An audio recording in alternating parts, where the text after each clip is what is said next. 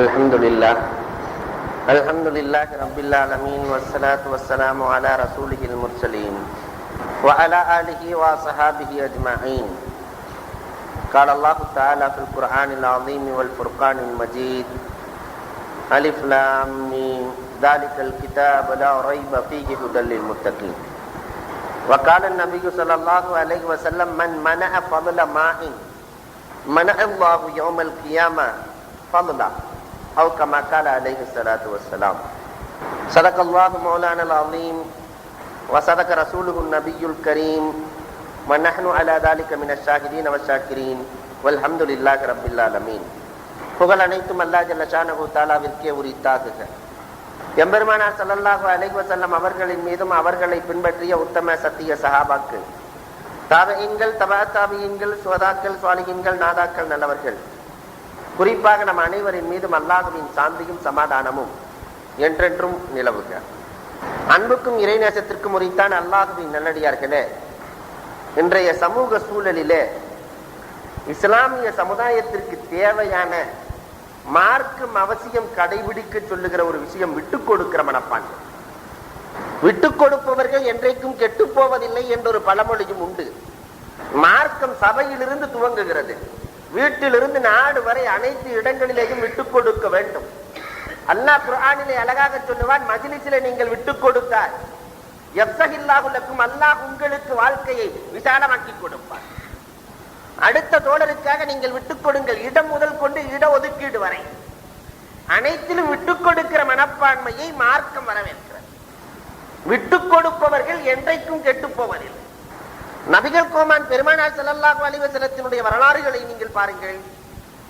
பிறந்த காலத்திலிருந்து பெருமானார் பிறந்து பால்குடி பருவத்திலே கூட ஹலீமாவினுடைய மகன் இன்னொருவர் இருக்கிறார், அவருக்காக ஒரு மார்பை விட்டுக் கொடுத்தார்கள். தன்னை அறியாத பருவத்திலே கூட விட்டுக் கொடுக்கிற மனப்பான்மை பெருமானாரினுடைய பிறப்பிலிருந்து கடைபிடிக்கப்பட்டது. அதற்கு பிறகு ஹஜ்ருல் அஸ்வது கல்லை யார் எடுத்து காபாவிலே பொருத்துவது என்ற ஒரு பிரச்சனை வருகிறது. எல்லா குலத்தவர்களும் நாங்கள் தான் என்று போட்டி போடுகிற பொழுது, நாளை காலை யார் அதிகாலையிலே வருகிறாரோ, முதலிலே உள்ளே நுழைகிறாரோ, அவர் தான் காபாவிலே கல்லை பொருத்துவதற்கு பொருத்தமானவர் என்று ஒரு பெரியவர் தீர்ப்பு கொடுக்க, மறுநாள் மாணவி உள்ளே நுழைகிறார்கள். அந்த கல்லுக்கு உரிமையானவர்கள் பெருமானார் மட்டும், அவர்கள் மட்டும் எடுத்து பொருத்த வேண்டிய அந்த சூழலில் பெருமானார் ஆடையை விரித்து, சால்வையை விரித்து, அனைவரும் ஒன்று சேருங்கள், உயர்த்தி பிடிக்கலாம் என்று பெருமானார் ஸல்லல்லாஹு அலைஹி வஸல்லம் தன்னுடைய பொறுப்பிலும் கூட விட்டுக் கொடுத்து சமுதாயத்தை இழுத்து பிடிக்கிறார். பெருமானாரினுடைய காலம் முழுக்க நீங்கள் ஆய்வு செய்யலாம். ஹுதைபியா உடன்படிக்கை எல்லோரும் சீறி பாய்கிற பொழுது, நாங்கள் போர் செய்ய தயாராக இருக்கிறோம் நாயகமே, வந்தவர்கள் காபாவிலே நுழைந்து நாங்கள் உம்ரா செய்யாமல் திரும்ப மாட்டோம் என்று பெருமானாரிடத்தில் சஹாபாக்கள் எல்லாம் தங்களுடைய குரல்களை எழுப்பி பேசுகிற பொழுது, பெருமானார் ஸல்லல்லாஹு அலைஹி வஸல்லம் அவர்கள் அங்கே விட்டுக் கொடுத்து விட்டு தானே திரும்பினார்கள். இந்த வருடம் தேவையில்லை, எல்லோரும் புறப்படுங்கள், அல்லாஹ் பத்தகை கொடுப்பான். 2 ஆண்டுகளில் மக்கா வெற்றியானது. அதற்கு பிறகு முஸ்லிம்களே நுழைய முடியாது, இருக்க முடியாது என்ற சூழலை அல்லாஹ் ஏற்படுத்தி விட்டானே. மக்காவின் வெற்றி பழி வாங்க முடியும் பெருமானாரால். பெரும் பெரும் தலைவர்கள் மாட்டினார்கள், இஸ்லாத்திற்கு துரோகம் செய்த துரோகிகள் மாட்டினார்கள். பெருமானார் பழி வாங்க முடியும்.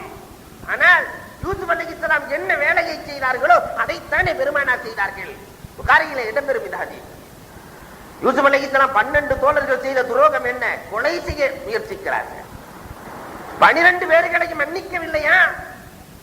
லா தஸ்ரீப அலைக்குமுல் யௌம், இன்றைய தினம் பழி வாங்குகிற தினம் அல்ல, உங்களை விட்டு வைக்கிற தினம். விட்டுக் கொடுக்கிற மனப்பான்மை அவர்களிடத்தில் இருந்தது. ஃபத்ஹ் மக்காவிலேயும் பெருமானார் ஸல்லல்லாஹு அலைஹி வஸல்லம் அதைத்தான் செய்து காட்டுகிறார்கள்.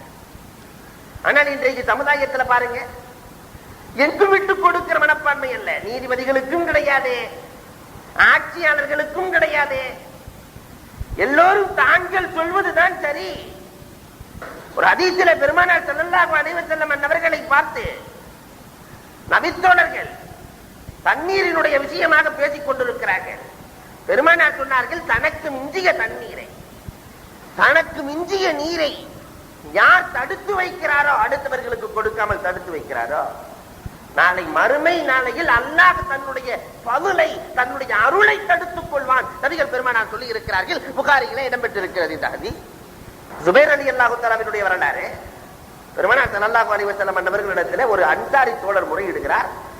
ஜுபைர் ஒரு இடம் வாங்கி இருக்கிறார், அங்கே தண்ணீர் இருக்கிறது, தண்ணீர் பாய்ச்சுகிறாய், மேல் மிச்சமாக தண்ணீர் இருக்கிறது, எனக்கு கொடுக்க மறுக்கிறார் நாயகமே, எனக்கு கொடுக்க மறுக்கிறார்.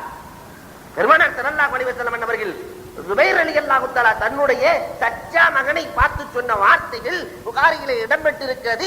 இஸ்கியா ஜுபைர், ஜுபைரே நீ தண்ணீர் கொடு, ஜாரிக்க, உனக்கு அண்டை வீட்டில் அண்டை தோட்டத்தில் இருப்பவருக்கு நீ நீர் கொடு என்று பெருமானார் ஸல்லல்லாஹு அலைஹி வஸல்லம் சொல்லுகிறார்கள். உன்னிடத்திலே மேல் மிச்சமாக இருந்தால் கொடுத்து உதவு.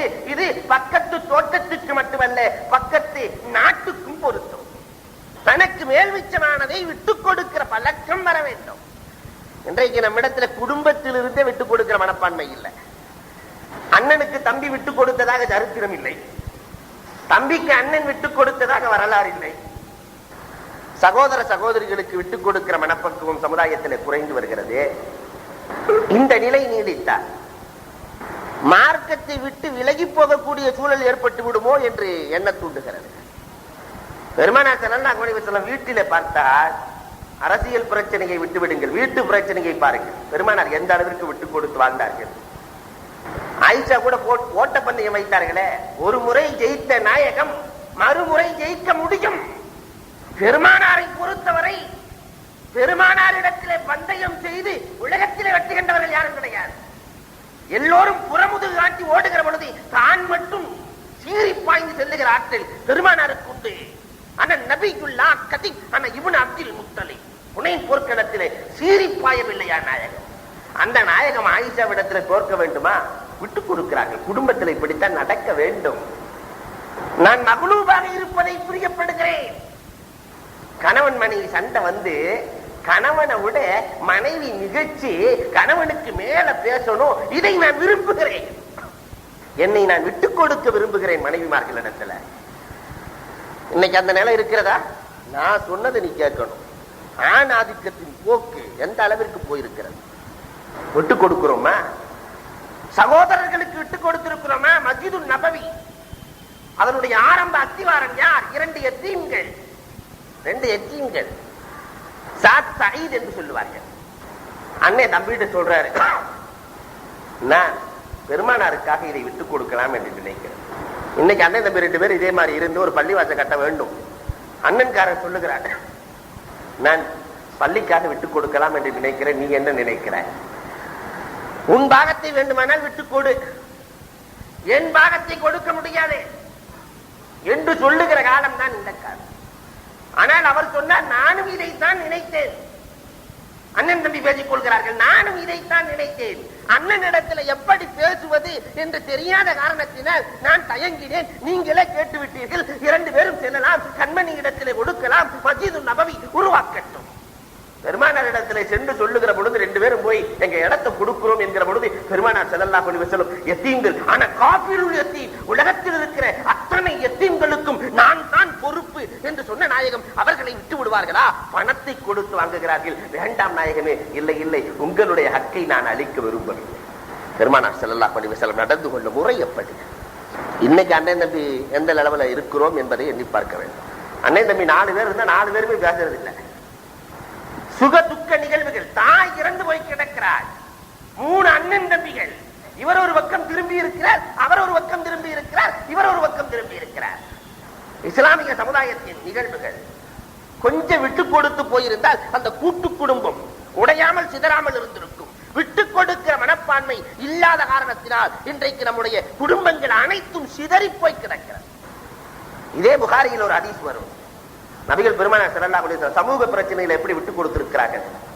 ஒரு எத்தீம் பெருமானார் இடத்தில் வந்து சொல்லுகிறார், ஒரு நபித்தோழர் தன்னுடைய தோட்டத்தை அபகரித்துக் கொண்டார், தன் தோட்டத்தை எடுத்துக் கொண்டார் என்று பிரச்சனை வருகிறது. ஆனால் உண்மையில் அது எத்தீமுக்குள்ள தோட்டம் அல்ல. இவர் பொய் சொல்லுகிறார், பெருமானார் எத்தீம் என்று இறக்கப்பட்டு வாங்கி கொடுத்து விடுவார்கள் என்று நினைக்கிறார். நபிகள் பெருமானாருக்கு தெரியாதா? உண்மையை தவிர பெருமானார் வாழ்க்கையில் எதையும் நடத்தியதில்லை. அந்த நாயகம் புரிந்து கொள்கிறார்கள்.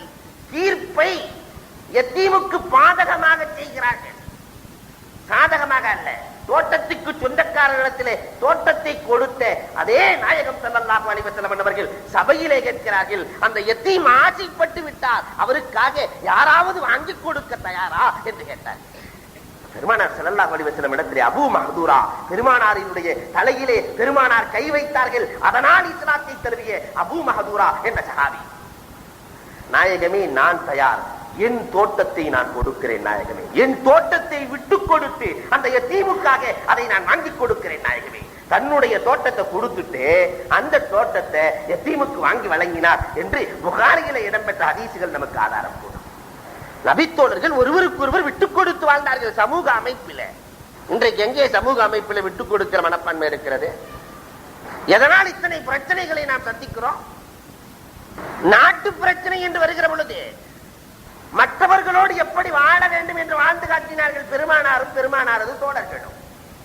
சுண்ணத்தை விட மாட்டாங்க. அதே நேரத்துல தன்னுடைய தோழர்களுக்காக விட்டுக் கொடுக்கவும் தயங்க மாட்டார்கள். எந்த நேரத்திலையும் நபித்தோழர்கள் சுண்ணத்தை விட மாட்டாங்க. நாயகத்தினுடைய சுண்ணத்தை விடுவதற்கு தயாராக இல்லை, பெருமானார் நடந்து காட்டுகிற விட்டுக் கொடுக்கிற மனப்பான்மை விடுவதற்கும் தயாராக இல்லை.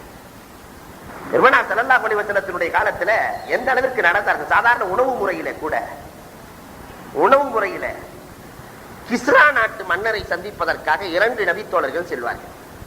ஹுதைஃபத் இப்னுல் யமான் ரலியல்லாஹு தஆலாவும் ரிபை இப்னு ஆமிர் ரலியல்லாஹு தஆலா 2 பேரும் போகிறார்கள். செல்லுகிற பொழுது இவர்கள் கந்தல் ஆடை, நபித்தோழர்களுடைய ஆடை எப்படி இருக்கும்? நம்மள மாதிரி வீரோல்ல அடுக்கி வைக்கக்கூடிய பழக்கம் எல்லாம் அவர்களுக்கு கிடையாது. 1-2 ஆடைகளை வைத்திருப்பார்கள், கந்தல் ஆடை. கிஸ்ரா நாட்டு மன்னர், ஈரானும் கிஸ்ராவும் தான் அன்றைக்கு உலக சக்கரவர்த்திகள். அவர்கள் ஆடையை பார்த்து விட்டு உடைந்த வாள் ஒன்று கையில இருக்கிற, ஒவ்வொருத்தர் கையில ஒரு உடைந்த வாள் இருக்கிறது, ஆடையை மாற்றிக்கொண்டுதான் செல்ல வேண்டும் என்கிற பொழுது அப்படி நாங்கள் சென்று அரசரை சந்திக்க வேண்டிய அவசியம் கிடையாது, நாங்கள் புறப்படுகிறோம். சரி, ஆடையை அணிந்து கொண்டு செல்லுங்கள், இந்த உடைந்து போன வாளை ஏன் எடுத்து செல்லுகிறீர்கள் என்கிற பொழுது, நீ வாளை பார்க்காதே, வாளுக்குள் இருக்கிற ஆற்றலை வழங்குபவன் எங்களது இறைவன், ஆற்றலை வழங்குபவன் எங்களுடைய இறைவன், இந்த வாளுக்கு இருக்கிற ஆற்றல் உனக்கு தெரியாது, அப்படி என்ன ஆற்றல் இருக்க போகிறது என்று வாயில் காப்பாளர் பேசுகிறார். பேசுகிற பொழுது உங்களுடைய நாட்டிலேயே தடுக்க முடியாத கேடயம், உடையாத கேடயம் ஏதாவது ஒன்றை எடுத்து வாருங்கள், அந்த கேடயத்தை உடைக்கவே முடியாது என்ற சூழல் இருக்க வேண்டும், அப்படி ஒரு கேடயத்தை எடுத்து வாருங்கள். எடுத்து வரப்படுகிறது. ஹுதைஃபத்துல் யமான் ரலியல்லாஹு தஆலாவிடத்திலே சொல்லுகிறார்கள், ரிபை இப்னு ஆமிர் தலைவரே, எனக்கு அனுமதி கொடுங்கள். அனுமதி வழங்கப்படுகிறது. தன்னுடைய உடைந்த வாளால் இறைவனின் அனுமதியோடு அடித்தார்கள். உடைக்க முடியாத கேடயம் 2 துண்டாகப்படும். பார்த்த அரசன் அசந்து போய் உள்ளே அழைக்கிறார். உணவு பரிமாறப்படுகிறது. அங்க இவருக்கு வச்சா அவருக்கு விட்டு கொடுத்துறாரு, இவரு உணவை இவருக்கு வச்சா அவர் விட்டு கொடுத்துறாரு, இவருக்கு வையுங்கள். நாங்கள் எல்லாம் இப்படி நடந்து கொள்ளுகிற பழக்கம் இல்லை என்று பேசிக் கொண்டிருக்கிற பொழுது ரிபை இப்னு ஆமிர் ரலியல்லாஹு உணவு ஒண்ணு கீழே விழுந்துருது. இத உடனே வேகமாக ஹுதைஃபா ரலியல்லாஹு சாஹிபு சுரி எடுத்து கீழே விழுந்த உணவை எடுத்து ஒரு உணவை எடுத்து கழுவி உண்ணுவதை பார்க்கிறான் அரசன். இவ்வளவு கேவலமாக நடந்து கொள்கிறீர்கள். ஒரு அரசவையில சாப்பிடுகிற பொழுது அடுத்தவருடைய உணவு விழுந்திருக்கு, அதை எடுத்து கழுவி இவர் உண்ணுகிறார் என்று சொன்னால் இது என்ன நல்ல பழக்கமா? இன்றைக்கு இதை நாமும் சொல்லுவோம்.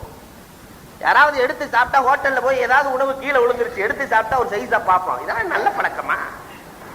சொல்லுகிற பொழுது ஹுதைஃபத்துல் யமான் சொன்ன வார்த்தைகள் என்ன தெரியுமா? அத்துருக்கு சுன்னத்தே ரசூலில்லாஹி ஸல்லல்லாஹு அலைஹி வஸல்லம் லிஹாதிஹில் ஹுமகா, இந்த முட்டாள்களுக்காக ரசூலுடைய சுன்னத்தை விடச் சொல்லுகிறீர்களா என்றார். இந்த மடையர்களுக்காக ரசூலின் சுன்னத்தை விடச் சொல்லுகிறீர்களா? அங்கே விட்டுக் கொடுத்தலும் இருந்தது, சுன்னத்தை பிடித்தலும் இருந்தது. இன்றைக்கு நம்முடைய நிலைமைகள் எப்படி இருக்கிறது எண்ணி பாருங்க. எதுக்குமே இல்லை, சுன்னத்தும் இல்லை, விட்டுக் கொடுத்தலும் இல்லை. எங்கே இருக்கிறது? உண்ணுகிற உணவு முறையிலே சுன்னத்து இருக்கிறதா? சுன்னத்து இருந்தால் விட்டுக் கொடுத்தல் தானாக வரும். உண்ணுகிற உணவு முறையிலே அம்ர் இப்னு சலமா ரலியல்லாஹு தஆலா ரசூல் ஸல்லல்லாஹு அலைஹி வஸல்லம் இடத்திலே வருகிற பொழுது அவர்கள் சொன்ன வார்த்தை இதுதான். அம்ர் இப்னு சலமா, குல் பிஸ்மில்லாஹ், நீ உண்ணுகிற பொழுது பிஸ்மில்லாஹ் சொல்லி சாப்பிடு. இன்றைக்கு எத்தனை பேர் இதை செய்கிறோம்? சின்ன சுன்னத்து. ஒரு முஸ்லிமுக்கும் காபிருக்கும் வேறுபாடே இதுதான். அவனும் உண்ணுகிறான், நாமும் உண்கிறோம். ஆடு மாடுகளும் உண்கிறது, நாமும் உண்கிறோம். வித்தியாசம் என்ன? ஒரு முஸ்லிம் வேறுபட்டு இருக்க வேண்டுமே, என்ன வித்தியாசம்? பிஸ்மில்லா. சின்ன வார்த்தைகள். ஜாபிர் ரலியல்லாஹு தஆலா சொல்லுகிறார்கள், நஸஈல இந்த ஹதீஸ் இடம்பெற்று இருக்கிறது, யார் வீட்டுக்குள்ளே நுழைகிற பொழுது பிஸ்மில்லா சொல்லுகிறாரோ, யார் உண்ணுகிற பொழுது பிஸ்மில்லா சொல்லுகிறாரோ, வீட்டுக்குள்ள நுழையும் பொழுதும் பிஸ்மில்லா இருக்க வேண்டும், உண்ணுகிற பொழுதும் பிஸ்மில்லா இருக்க வேண்டும். சைத்தான் சொல்லுவானாம், யார் பிஸ்மில்லா சொல்லி நுழைகிறாரோ இனிமேல் இந்த வீட்டிலே நமக்கு வேலை கிடையாது, புறப்பட்டு விடும். யார் பிஸ்மில்லா சொல்லி உண்ணுகிறாரோ இவருடைய உடலுக்குள்ளே போகிற அனுமதி நமக்கு கிடையாது. ரெண்டு காரியத்தினால வீட்டில இருந்து சைத்தானையே விரட்ட முடியும். தீமைகளில் இருந்து, தீமையினுடைய ஜடு வேரை பிடுங்குவதற்கு வழியை, ஆசானான வழியை பெருமானார் சொன்னார்களே, இன்றைக்கு எத்தனை பேர் கடைபிடிச்சிருக்கிறோம்? எங்களுடைய ஆசிரியர்கள் அதனால் சொல்லுவார்கள், வீட்டுக்குள்ள நுழையும் போதே முதல்ல பிஸ்மில்லா போர்டு, பள்ளிவாசலுக்குள்ள நுழையும் போது அல்லாஹ் மஃப்தலி அபுவாப ரஹ்மத்தி, இதை போன்று வீட்டிலும் போர்டை மாட்டுங்கள். போகிற பொழுது நினைவு வர வேண்டும், பிஸ்மில்லா சொல்ல வேண்டும். நம்முடைய வீடு பாதுகாக்கப்பட்ட வீடாக. அடுத்து பெருமானார் அம்ர் இப்னு ஸலமாவை பார்த்து சொன்னார்கள், குல் பி யமீனிக், வலது கையில் சாப்பிடு. இதை நம்ம செஞ்சுக்கிட்டு தான் இருக்கிறோம், வலது கையால் சாப்பிடு. ரசூலுல்லாஹ்வுடைய காலத்துல ரசூலுக்கு முன்னாடியே சாப்பிட்டுக் கொண்டிருக்கிற பொழுது ஒருவர் இடது கையால் சாப்பிடுகிறார். நாயகம் கேட்கிறார்கள், ஏன் இடது கையில் சாப்பிடுகிறார்? வலது கை எனக்கு வராது என்று வேண்டும் என்றே சொன்னார். பெருமானார் ஸல்லல்லாஹு அலைஹி வஸல்லம் அவர்கள் சொன்னார்கள், அதை போன்றே ஆகட்டும் என்றார்கள். மா மனஹு இல்லல் கிப்ர், பெருமையால் இவர் செய்கிறார், இனி வலது கையை இவர் எடுக்க முடியாது என்றாங்க பெருமானார் ஸல்லல்லாஹு அலைஹி வஸல்லம். நாயகத்திடத்துல போய் சொல்லலாமா? அதற்கு பிறகு வலது கையை அவர் பயன்படுத்த முடியவில்லை. அருகில் இருப்பதிலிருந்து சாப்பிடு என்றார்கள் பெருமானார் ஸல்லல்லாஹு அலைஹி வஸல்லம். அருகில் இருப்பதிலிருந்து சாப்பிடு அம்ர் இப்னு ஸலமா. இன்றைக்கு சிலர்களை பார்த்தாக்க வச்ச ஒண்ணு கப்பு கப்பு கப்பு கப்புன்னு அடிக்கிறது. அது எந்த அமைப்பில் சாப்பிட வேண்டும்? சுண்ணத்தெல்லாம் போய்விட்டது. சுண்ணத்து இருந்தால் தான் விட்டு கொடுத்தல் இருக்கும். ஒன்றுக்கொன்று லாசியம். அருகில் இருந்து சாப்பிட வேண்டும். இந்த ஒரு சின்ன சுண்ணத்து ஒரு அரசனுடைய ஆட்சி அமைப்பிலே அந்த சுண்ணத்து நினைவூட்டப்படுகிறது. தைமூர் உலகத்திலே பெரிய நிலப்பரப்பை ஆண்டு கொண்டிருந்த அரசன் தைமூர். ஆரம்ப காலத்திலே தைமூர் போருக்கு போய் தோல்வி காணுகிறான், படைகள் சிதறடிக்கப்படுகிறார்கள். இவன் ஓடி வருகிறான், மாறு வேடத்தில் அலைகிறான், பல நாட்கள் சாப்பிடவில்லை. ஒரு கிழவி இடத்திலே போய் கடும் பசியாக இருக்கிறது, எனக்கு உணவு வேண்டும் என்று தைமூர் கேட்கிற பொழுது ஒரு கிழவி உணவை கொண்டு வந்து வைக்கிறார். இவன் பசியின் வேகத்திலே நடுவிலே எடுத்து வேகமாக சாப்பிடுகிறார். அந்த கிழவி பார்த்துட்டு சிரிச்சுட்டான். கிழவி சிரித்து விட்டு சொன்னார், முட்டாளே, தைமூர் அரசனை போன்றல்லவா நீ இருக்கிறாய் என்றார். அந்த கிழவி, தைமூரை போன்றல்லவா இருக்கிறாய், அவன் தான் இந்த கூறு கட்ட வேலையை செய்வான். நாட்டின் ஓரத்திலிருந்து படையெடுக்காமல் நடுவிலே போய் மாட்டி சிதறடிக்கப்பட்டான் அவன். அப்பதான் இவனுக்கு உரைச்சிச்சு, ஆஹா, நாம் செய்தது எவ்வளவு தப்பு. ஓரத்திலிருந்து சென்றால் அனைவரையும் பிடித்திருக்கலாம் அல்லவா, சிறுக சிறுக பிடித்திருக்கலாம் அல்லவா. பெருமானார் ஸல்லல்லாஹு அலைஹி வஸல்லம் சாப்பிடுகிற முறையில் இருந்து ஒரு நாட்டை பிடிப்பதை கூட எவ்வளவு அழகாக சுத்தமாக அறிவித்திருக்கிறார். மிம்மா எலி, உனக்கு அருகில் இருந்து சாப்பிடு. சாப்பிடுவதை குறைவாக சாப்பிடு. குறைவாத்தான் சாப்பிடணும் சாப்பாடு. இன்னைக்கு இஸ்லாமியர்கள்ட்ட இதை மட்டும் சொல்லக்கூடாது, மூக்கு பிடிக்க என்ற பெயரே வைத்திருக்கிறாங்க. சாப்பிடுவதற்கு அமர்ந்து விட்டார். கேவலத்திற்குரிய விஷயம் என்னவென்றால், அண்ணா யூனிவர்சிட்டி, அதற்கு அருகிலே ஐஐடி கல்லூரிகள் இருக்கிறது. அதுல ஒரு முஸ்லிம் வாத்தியார் கிடையாது, ஒரு ஆசிரியர் ப்ரொஃபசர் முஸ்லிம் கிடையாது, ஒரு மாணவர் கூட முஸ்லிம் கிடையாது. இதுல எல்லாம் உங்க ஆளுங்களுக்கு இடம் கிடைக்காது. இதெல்லாம் ரொம்ப பிரில்லியன்டான மாணவர்கள் தான் சேருவார்கள். ஏன் பிரில்லியன்டான மாணவர்கள் இல்லை? அத்தனை அறிவுக்கும் சொந்தக்காரர்களாக நாம் தானே இருக்க வேண்டும். இல்லையே, என்ன காரணம்? உணவு முறைதான் காரணம். நல்லா சாப்பிடுறான், வயிறு முடைக்கு அடிப்பது. இப்படி சாப்பிட்டால் என்னென்ன குறைகள் ஏற்படும்? யஹ்யா உலூமுத்தீனிலே ஏராளமான குறைகளை எழுதுவார்கள் இமாம் கஸ்ஸாலி ரஹ்மத்துல்லாஹி அலைஹி என்பவர்கள். சிலர் பார்த்த பந்தியில போய் உட்காந்துக்கிட்டு வேட்டி அவுத்து விட்டுக்கிட்டு அந்த பைஜாமாவை லேசா இருக்கல கலட்டி விட்டுக்கிட்டு 2-3 பந்தி முடிஞ்சிரும், இவன் எந்திரிக்க மாட்டான், ஃபுல்லா அடிச்சுட்டு தான் எந்திரிச்சு போற. இது இஸ்லாமியர்களுடைய மரபு. அப்படியே ஒருத்தர் கம்மியா சாப்பிட்டாலும் கொஞ்சமோ கம்மியாக குறைவாக வைக்கிற பொழுதே என்ன சாப்பிட தெரியாத ஆளா இருக்கிற. அல்லது சிலர் ஓம் பக்கத்துல உட்கார்ந்தா நானும் சாப்பிட முடியாது, எந்திரிச்சு போற ஆளுகள்லாம் உண்டு. கம்மியா சாப்பிடுற ஆள் பக்கத்துல உட்கார்ந்தா நாம சாப்பிட முடியாதுங்கிறதுக்காக எழுந்து போய் சாப்பாற்றாமனுக்கு அருகிலே அமர்ந்து சாப்பிடக்கூடியவர்களும் உண்டு. அதிகமாக சாப்பிடுகிற பொழுது கசாவத்துல்கள் உள்ளம் இறுகிவிடும். இமாம் கஸ்ஸாலி சொல்லுகிறார்கள், விவசாயத்திற்கு தண்ணீர் ஊட்டுகிற பொழுது அதை விட அதிகமா ஊத்துற என்ன ஆகும்? தண்ணீர் அதிகமாக ஊட்டினால் என்ன ஆகும்? செடி அழுகி போய்விடும். இதை போன்ற அதிகமாக ஒருவன் உண்ண ஆரம்பித்தால் கசாவத்துல் கல்வி ஏற்பட்டு போயிடும். இரண்டாவது, உறுப்புகள் பித்னாவிலே ஆழ்த்தப்படும். அதிகமாக உண்ணுகிற பொழுது கண் பார்க்க கூடாததை பார்க்க துடிக்கும், காது கேட்க கூடாததை கேட்க துடிக்கும், வாய் பேசக்கூடாததை பேச துடிக்கும், உறுப்புகள் கால்கள் நடக்க கூடாத இடத்திற்கு போக தூண்டும். இது உணவினுடைய மிகுதியால் ஏற்படுகிற பண்பாடு. ஒரு விபச்சாரியாக இருக்கிறான் என்று சொன்னால் அதிகமாக உண்டு கொடுத்திருப்பான். இந்த உணவு முறை அவனை தூண்டும். அதனால் உறுப்புகளிலே பித்னாவை ஏற்படுத்தும். இதுவும் பெரிய பாவம். லுக்மான் அலைஹிஸ்ஸலாம் சொன்னார்கள் அல்லவா, இமாம் கஸ்ஸாலி சொல்லுகிறார்கள், அதிகமாக உண்ணுகிற பொழுது இதா மலஅத்தில் மிஅதா நாமத்தில் ஃபிக்ரா, உடல் நிறைஞ்சிருச்சுன்னு சொன்னா சிந்தனை குறைக்கு தூங்கிவிடும், சிந்திப்பதற்கான வாய்ப்புகள் கிடையாது, இபாதத்திலே குறைவு ஏற்பட்டுவிடும். நான்காவது குறை, இபாதத்திலே குறைவு ஏற்பட்டுவிடும். அதிகமா சாப்பிட்டா எங்க இபாதத் செய்ய போறாரு? தூங்கிடலாங்கன்னு தூங்கிடுவாரு. இபாதத்திலே குறைவு ஏற்படும். இபாதத்திலே சுவை இருக்காது. இமாம் ரஸாலி ரஹ்மத்துல்லாஹி யஹ்யா அலைஹிஸ்ஸலாத்தினுடைய வரலாறு இங்கே பொறிக்கிறார். யஹ்யா அலைஹிஸ்ஸலாம் இப்லீஸ் இடத்திலே பேசிக் கொண்டிருக்கிறார்கள். நீண்ட உரையாடல் நடக்கும். அதுல இப்லீஸ் இடத்திலே கேட்பார்கள், எங்களை போன்ற நபிமார்களை எல்லாம் நீ எப்படி கெடுப்பாய் என்கிற பொழுது அதற்கு இப்லீஸ் சொல்லுவான், உணவின் மீது நான் ஆர்வத்தை, சுவையை ஏற்படுத்தி காட்டுவேன். உணவு சுவையால் கொஞ்சம் அதிகமா சாப்பிடுவாங்க. சாப்பிடுவதால் 2 ரக்காத்து வணக்கம் குறைந்துவிடும். இரவு நேரத்திலே 4 ரக்காத்து தொலை நினைத்தவர் 2 ரக்காத்தாக மாற்றிக்கொள்வார். இப்படித்தான் உங்களை கெடுப்பேன். யார? நபிமார்களை உங்களை கெடுப்பேன் என்று சொல்லுகிற பொழுது இனிமேல் உணவை நான் அதிகமாக உண்ண மாட்டேன் என்று சத்தியம் செய்கிறார்கள் யஹ்யா அலைஹிஸ்ஸலாத்து வஸ்ஸலாம் அவர்களே. அதிகமாக உண்பதால் உடலுக்கும் பலகீனம் ஏற்படும், மார்க்கத்துக்கும் பலகீனம் ஏற்பட்டுவிடும்.